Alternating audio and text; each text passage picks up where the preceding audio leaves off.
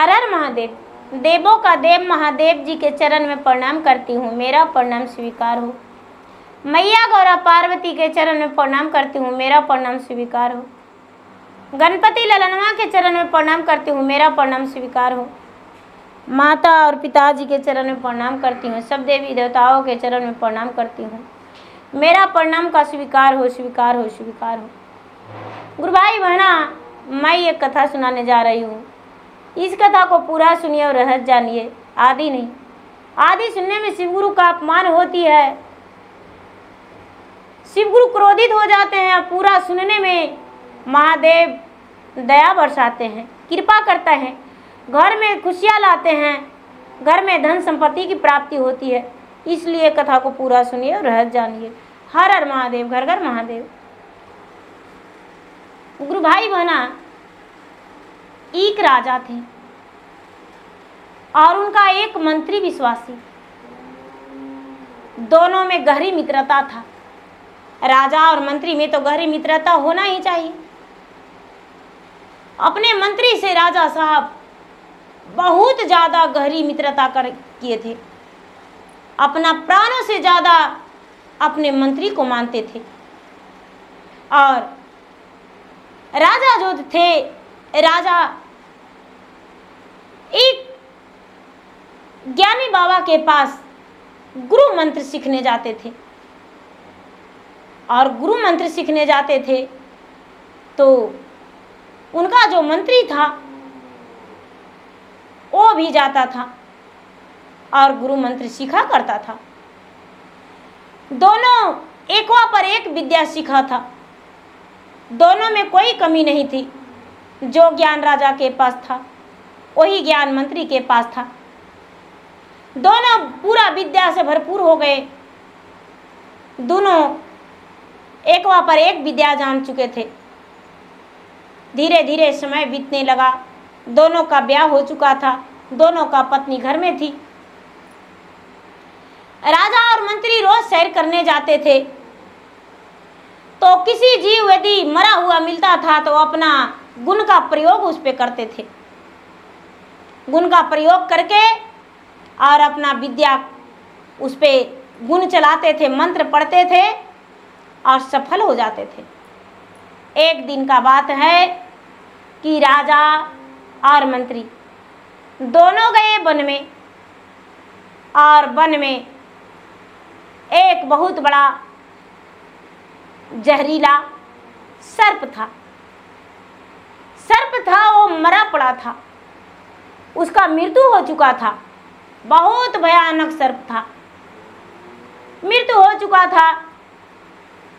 तो मंत्री का मन में तो पाप भरा था। मंत्री देखा तो कहता है कि राजा साहब, आज देखिए एक प्राणी जो है मरा हुआ है, मरा हुआ है तो क्यों ना इसमें जान डालूं। राजा बोले कि ठीक है, इसमें मंत्र पढ़ के जान डाला जाए। मंत्र का उच्चारण करने लगे दोनों और मंत्र का उच्चारण करते करते करते सर्प का फन जो था डोलने लगा।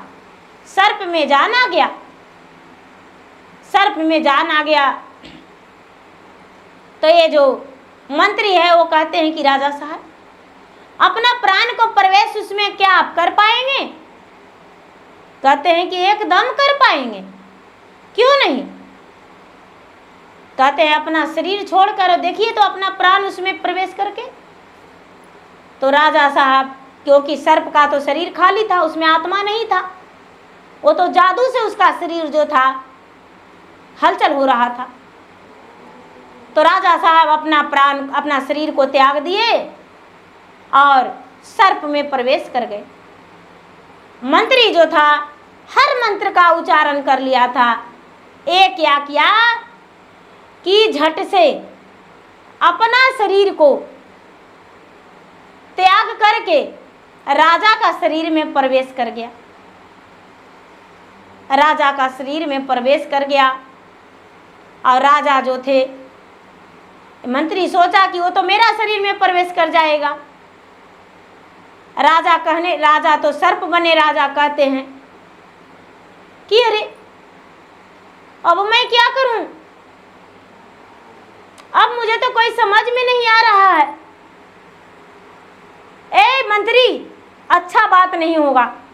मैंने तुमसे घनी मित्रता किया था, मैंने अपने प्राणों से ज्यादा तुम्हारा प्राण को रक्षा किया। मैंने जो खाया वो खिलाया तुम्हें, जो पहना वो पहनाया, और तू मेरा घात कर रहा है। मेरा शरीर का खाली कर दो, मैं अपना शरीर में प्रवेश करना चाहता हूँ।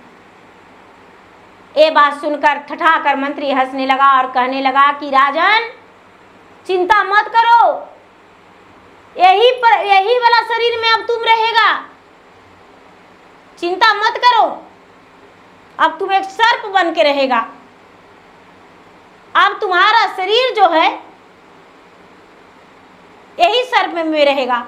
अब जा रहे हैं राजमहल, तुम्हारे पत्नी के साथ अय्याशिया करेंगे, तुम्हारा राजगद्दी पे हम बैठेंगे और तुम्हारा सब कुछ मेरा रहेगा। तूने तो मुझे तनख्वाह देता था, लेकिन अब देखना मैं क्या करने वाला हूँ। राजा सर्प में समाये हुए बड़े बेचैन हो गए, बड़े दुखी रहने लगे। मन ही मन भगवान को भक्ति करने लगे कि हे भगवान, मेरा पत्नी को लाज को बचा लेना। मेरा पत्नी जो है बड़ी भोली भाली है। मैं जब भी कच्छ में जाता था तो मेरा पत्नी मुझ पे जान अपने निछावर कर दिया करती थी। मुझे समझ के इस दुष्ट पापी के पास मेरा पत्नी जान निछावर कर देगी। गुरु भाई बहना, ये जो मंत्री था, मंत्री घर गया राजा बन के, और रानी जो थी अपना पति को समझ के थाल लाई आरती उतारने के लिए। तो कहती है कि आरती का थाल धर दो सुंदरी, क्योंकि आज मेरा मंत्री एक शेर के दहाड़ में आकर मारा गया। शेर ने दबोच कर उसे मार दिया और उसका शरीर को भी पता नहीं कहाँ लेकर चला गया। ये बात सुनकर रानी फाट फाट के रोने लगी, वियोग उसके मनाने लगी, दुखी रहने लगी। लेकिन वो दुष्ट मंत्री राजा के शरीर में समाये हुए बोला कि दुखी तो मैं भी हूँ। जब रात्रि हुआ तो रानी के पलंग पे गया तो रानी कहती है कि महाराज, मेरे मंत्री आज इस दुनिया छोड़कर चले गए। मैं 13 दिन तक आपके साथ बिस्तर पे नहीं रह सकते। आप अलग कमरा में रहेंगे और मैं अलग कमरा में। रानी जो थी उसका वियोग मनाने लगी, शोक में रहने लगी। धीरे धीरे समय बीतता जा रहा था, नाग छटपट था। मैं क्या करूं, मेरे पास कोई उपाय नहीं है। हे भगवान, मेरा इज्जत का क्या होगा। मेरा रानी, बार बार मन में इसका यही चल रहा था। ये राजा तो महादेव का भक्ति करता था, रानी भी पुजारन थी। धीरे धीरे धीरे धीरे समय कट ही रहा था, बीत ही रहा था। एक दिन का बात है कि ये जंगल में घूरने वाला सर्प एक मरा हुआ बंदर को देखा तो सोचता है कि बंदर का शरीर तो खाली है। अपना मंत्र का उच्चारण करने लगा तो बंदर का शरीर हिलने लगा। सर्प सोचा कि आज ही इसका मौत हुआ है, इसका शरीर में हम प्रवेश कर सकते हैं। इसका शरीर में प्रवेश कर गया और प्रवेश कर गया तो राजा बंदर बन गया। अब बंदर बन के तो कहीं भी जा सकता था, सर्प बन के तो नहीं जा सकता था।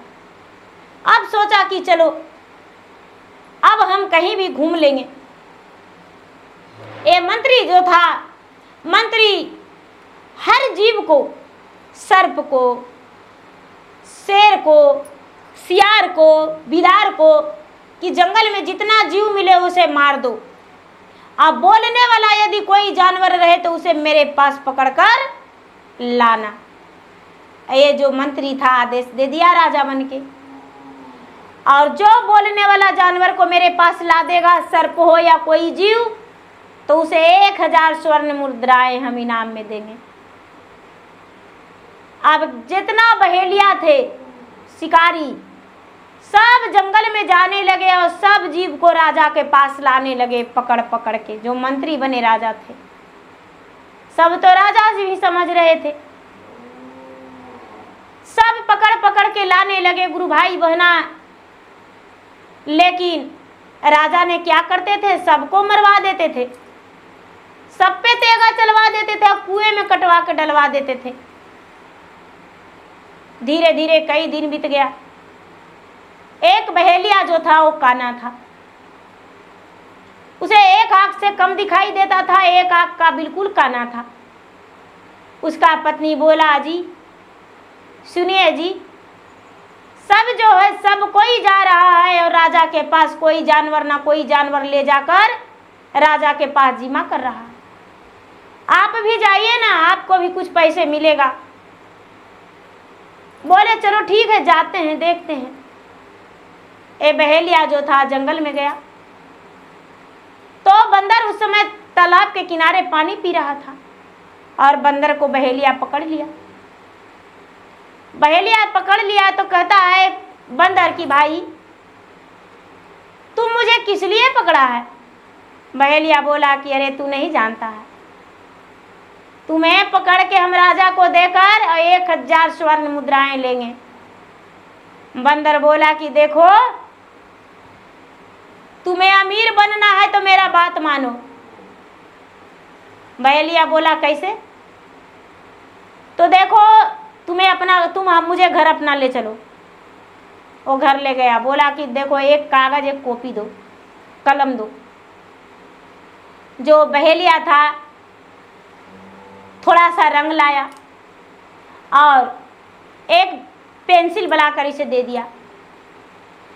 एक जो बंदर बना राजा था वो क्या किया कि एक चिट्ठी लिखा और चिट्ठी में लिखा कि रानी साहब सावधान हो जाइए, रानी साहब जो तुम्हारे पास राजा बन के रह रहा है वो मंत्री है, वो राजा नहीं है। और मेरा जीवन जो है एक बंदर बन के मैं रह रहा हूँ। अपना कहानी पूरा लिख दिया कि मेरे साथ ऐसा हुआ और वो छली छल करके मेरा शरीर में प्रवेश कर गया और प्रवेश करके और आपके पास चला गया है। रानी साहब अपना ख्याल रखिएगा। बोला ये जो बंदर था बोला कि ये जो यदि रानी के कच्छ में रानी के दे दोगे तो तुम्हें बहुत सारा इनाम मिलेगा और इसे मुंह मांगा इनाम दे देना। ये जो बहेलिया था चिट्ठी ले लिया, चिट्ठी ले लिया और सोचा कि मैं रानी को दे आता हूँ। इतना ही में बोलने वाला बंदर जान के पड़ोसन जो था उनका बगल वाले पड़ोस थे बहेलिया, वो कहते हैं कि तूने कतो बोलने वाला पकड़ा है बंदर। तो ये बहेलिया बोला हाँ। कहता अरे वो बंदर के मुझे दे दे, तुझे 1200 स्वर्ण मुद्राएं देंगे, वो बंदर के मुझे दे दे। सोचा कि अरे राजा को तो मुझे देना ही नहीं था, इसे तो हमको चलो कोई बात नहीं चिट्ठी दे लाते हैं रानी को और इस बंदर को इसे सौंप देते हैं और इससे हम 1200 स्वर्ण मुद्राएं ले लेंगे। बहेलिया जो था मन में ये कपटी बन गया, उसे सौंप दिया और ये चिट्ठी लेकर रानी के पास चला गया। रानी के पास चला गया और खिड़की के द्वारे रानी के कमरा में बिक दिया चिट्ठी। रानी को हाथ लग गया चिट्ठी। रानी ने अपने पति को लिखावट देखकर आंखों में आंसू छटकाने लगी। उनका कलेजा फाटने लगा कि हाय रे दुष्ट मंत्री, मेरे पति के साथ इतना बड़ा छल किया, धोखा किया। हे महादेव, इसका इंसाफ तो आप ही कर सकते हैं, और कौन कर सकता है। गुरु भाई बहना, ये जो मंत्री था, मंत्री तो अपना कोशिश कर रहा था कि रानी के पास कब मैं जाऊं। अब ये सोचता है कि चलो 13 दिन तो मैंने ऐसे निकाल लेगा, उसके बाद मैं तो सोच ही लेंगे कुछ। उनकी जो प्रिय दासी थी दासी को रानी बोली कि सुनो बहन, ये राजा बना जो मंत्री, राजा बन के मंत्री घूम रहा है, मेरे पति इस हाल में है, इस चिट्ठी को पढ़कर देखो, तुम्हें मेरा मदद करना होगा। दासी बोली बहन, आपका दासी तो कम, मैं बहन ज़्यादा हूँ, क्योंकि आपके मैके से आया हूँ मैं, और आप नहीं तो मैं कहाँ। आप कोई भी मुसीबत के सामना करने के लिए मुझे बोले, मैं आपका मुसीबत का सामना करने के लिए अपना जान भी दे सकते हैं। बोले बहन, एक तोता ले आओ और एक मेमना ले आओ खरीद के बाजार से, और किसी को जानने मत देना, कोई नहीं जाने। बोले ठीक है। दासी उसी समय बाजार चली गई भरी दोपहर में, और जाकर एक मेमना खरीदी, एक तोता रानी को लाकर तोता दे दी। और मेमना जो थी अपना कच्छ में रानी बांध दी, और तोता को पिंजड़े में रख ली, और रानी छत पर चढ़ गई कि कब वो बंदर वाला लेकर आता है मेरा पति को। शाम होने वाला था, वो जो बहेलिया था बंदर को लेकर आया, राजमहल लेकर आ रहा था। बंदर जो था, बंदर ऊपर को निहारा तो देखता है कि रानी उनका राह देख रही थी। बंदर को निहारते ही रानी झट से तोता को मुड़ी मरोड़ दी, तोता का प्राण निकल गया। रानी जोर से चिल्लाई, स्वामीनाथ, रास्ता खाली है। ये जो बंदर था अपना प्राण को झट से मंत्र उच्चारण करके और तोता में प्रवेश कर गया। राजा को सौंपते सौंपते बंदर मर गया, बोलने वाला बंदर।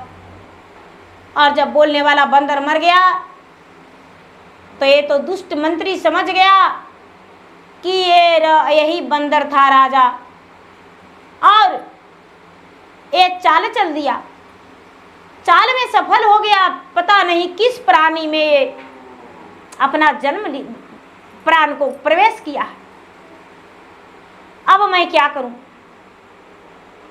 कोई बात नहीं, 13 दिन तो बीत गया, आज रानी का प्रतिष्ठा को भंग कर देंगे। आज तो मेरा सारा धन संपत्ति, रानी, बच्चे सब मेरा हो जाएगा। जो राजा था, राजा तो तोता में प्रवेश कर गया, और रानी अपना कच्छ में तोता को रख ली।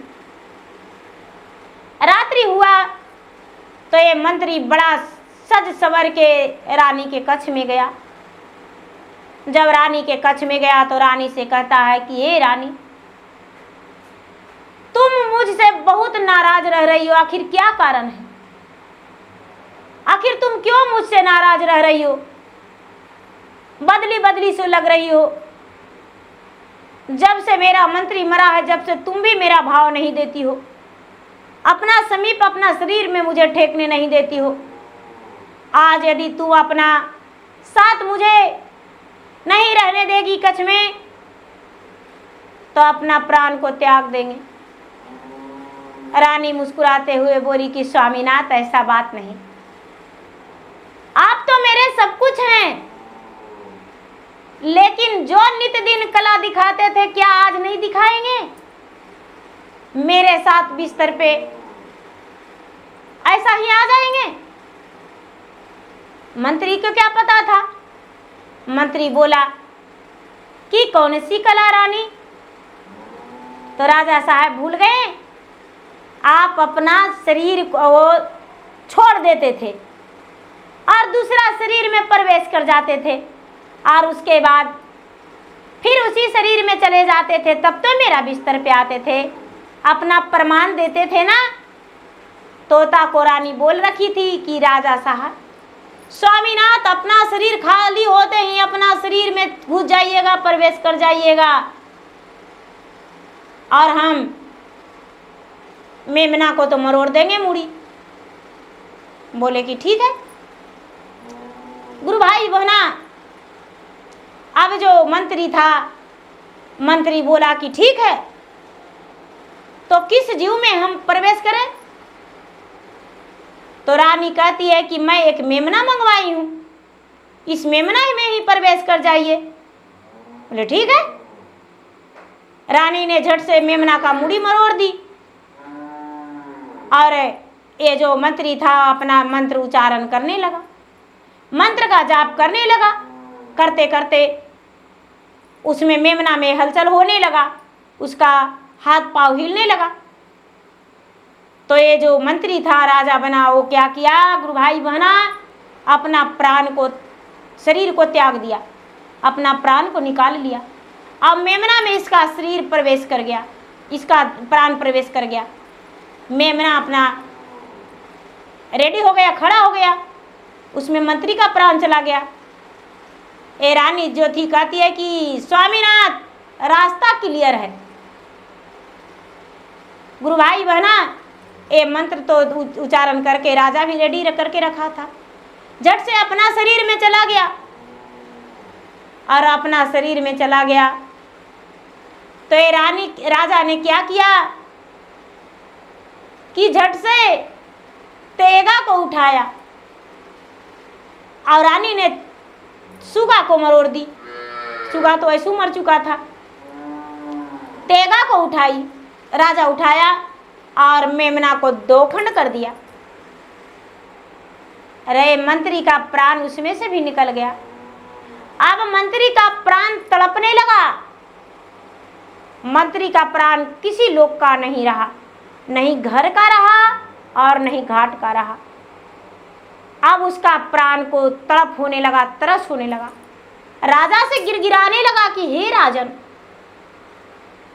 अब मैं क्या करूं? मैंने अपना शरीर को तो काट के टुकड़े टुकड़े करके एक खाई में डाल दिया।